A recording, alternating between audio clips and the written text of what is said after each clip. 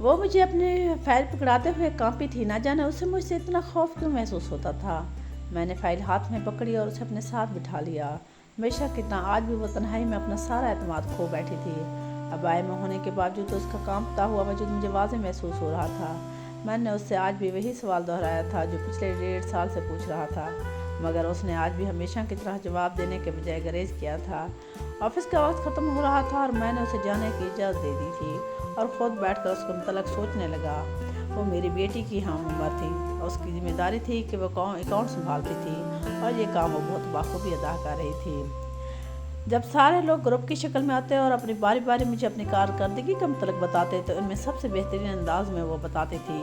بس مجھے اس چیز کا کھوج لگانا تھی کہ وہ لوگوں سے اتنی دلیری سے بات کرنے والے لڑکی تنہائی میں اتنا کیوں خوفزدہ ہو جاتی ہے۔ اس کا نام مہرین تھا۔ مہرین میرے آفس کے علاوہ ایک اور کمپنی میں کام کرتی تھی۔ مجھے آفس سے نکلنے کے بعد وہ سیدھی وہاں چلی گئی۔ میں بھی اپنے ایک دوست سے ملنے چلا گیا جس کو یہ ذمہ داری دینی تھی کہ وہ مہرین کا متعلق تمام تر معلومات فراہم کرے۔ میری دوست سے میری ملاقات ہوئی اور کافی دیر تک ہم گپ شپ کرتے رہے۔ آخر میں نے اس سے کہا کہ وہ اپنے دوست کو ساری بات بتا دی اور اس کو سمجھایا یہ کام اتنا ذمہ داری سے کرنا ہے اور رازداری سے کرنا ہے کہ خود مہرین کو بھی خبر نہ ہو۔ میرے دوست نے حامی بھری اور میں اجازت لے کر گھر آ گیا۔ میں اپنے ورکر کے ساتھ بطور باس نہیں بطور باپ ٹریٹ کرتا تھا۔ اس لڑکی کے متعلق معلومات نکلوانے کا مقصد بھی یہی تھا کہ جہاں تک ہو سکے میں اس کے مسائل کا تدارک کیا جا سکے۔ ٹھیک 24 دن کے بعد مجھے میرے دوست کی کال موصول ہوئی اور اس نے مجھے اپنے چائے پر بلایا۔ وہ مہرین کا متعلق ساری معلومات لے چکا تھا۔ عمومی گپ شپ کے بعد جب مقصد بات چیت شروع ہوئی اور میرے دوست نے بتایا کہ مہرین ایک پسماندہ گاؤں سے تعلق رکھتی ہے، بچپن میں یتیم ہوئی، اس کے بعد ماں کے پاس کوئی ذریعہ معاش نہیں تھا، اس لیے وہ گاؤں کے چند اچھے گھروں میں کام کرنے لگی۔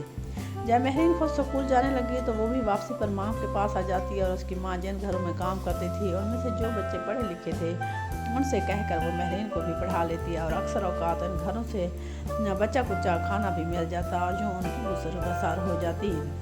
جب مہرین کی تعلیم مڈل تک مکمل ہو گئی اور وہ 9ویں کلاس میں تھی، اپنی والدہ کے ہمراہ گھر کے کام کر کے فارغ ہوئی اور بیٹھ کر پڑھنے لگی تو اس کی والدہ چھوٹے موٹے کام نپٹانے لگی۔ اسی دوران اس گھر کے جوان بیٹے نے مہرین سے دست درازی کرنے کی کوشش کی۔ شور مچانے پر وہ لڑکی تو محفوظ رہی مگر اس کی عزت کا جنازہ سارے گاؤں میں نکل گیا۔ پھر اس کے بعد اس کی ماں اسے کبھی اپنے ساتھ کام پر نہ لے گئی۔ اس کی ماں کام پر باہر جاتی تو گھر کا باہر سے تالا لگا کر جاتی مگر تالے کے اندر بھی مہرین محفوظ نہ تھی۔ اس لڑکے نے دیوار پھلانگ کر مہرین کی بے آبرو کرنا چاہا مگر اہل مداخلت کی بنا پر وہ ناکام رہا۔ اب اس کی والدہ مہرین کو دوبارہ اپنے ساتھ لے جانے لگی۔ اب گاؤں کے سب سے معزز اور نمازی پرہیزی شخص کے گھر میں وہ بٹھا کر جاتی مگر وہاں بھی اسے ایسی ہراسانی کا سامنا کرنا پڑتا، یہاں تک کہ مہرین والدہ کے ساتھ گاؤں چھوڑ کر شہر منتقل ہو گئی اور یہاں تعلیم اور رزق کے مواقع زیادہ تھے، اس لیے ان کی حالت بھی کچھ بہتر ہو گئی۔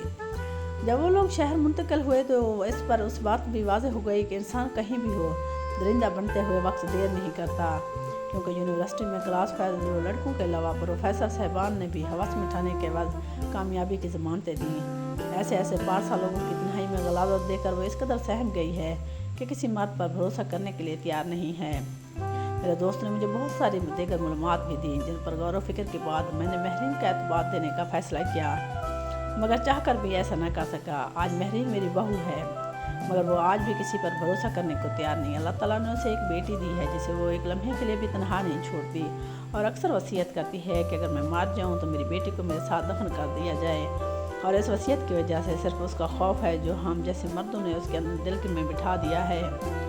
میں نے تحقیق کے بعد یہ نتیجہ اخذ کیا کہ مہرین کو جتنی بار بھی ہراساں کیا گیا تنہائی میں کیا گیا۔ محفلوں میں نیک لوگ تنہائی میں ابلیس کے چیلے بنے۔ یہی وجہ ہے کہ تنہائی میں وہ عدم اعتماد کا شکار ہو جاتی ہے۔ یہ صرف ایک مہرین کی کہانی ہے۔ سوچئے ہر روز میرے ملک میں کتنی مہرین پیدا ہو رہی ہیں۔ اگر آپ کو یہ ویڈیو پسند آئے تو اسے اپنے دوستوں میں شیئر کر کے میری حوصلہ افزائی کیجیے گا۔ Thanks for watching.